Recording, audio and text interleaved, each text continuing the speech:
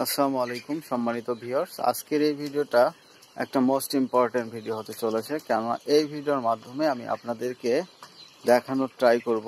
গতকাল আপনারা যে ভিডিওটি দেখেছেন সেই ভিডিওর মধ্যে আমি বলেছিলাম যে আপনারা কৃমির ডোজ কিভাবে করবেন, কৃমির ডোজ করার পর কোন ওষুধটা দেবেন।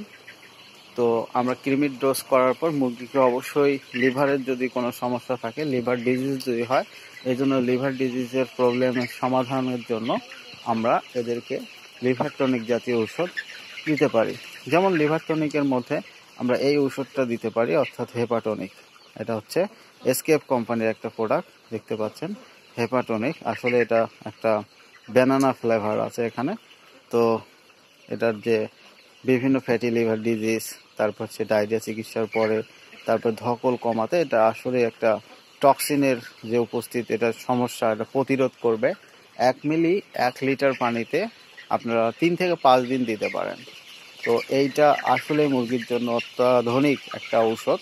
আপনারা এই লিভার টনিকটা দিবেন ইনশাল্লাহ, অথবা আপনার পছন্দ মতো যে কোনো লিভার টনিক দিতে পারেন, কিন্তু আমি সাধারণত এই লিভার টনিকটা দিয়ে থাকি। অনেক সময় হচ্ছে এসিআই কোম্পানির লিভার টনিকও দিই মাঝে মাঝে। আমার মন যখন যেটা চায় তখন আমি আসলে সেটা ইউজ করি। তো আমার হচ্ছে দেখা যায় হচ্ছে হেপাটনিক, এটা একটা আদর্শ লিভার টনিক আমি এটাকে বলা হয়। এই যে হেপাটনিক একটি আদর্শ লিভার টনিক 100 মিলি। ছোট বাচ্চার জন্য আসলে ঔষধ খরচ কম হয়।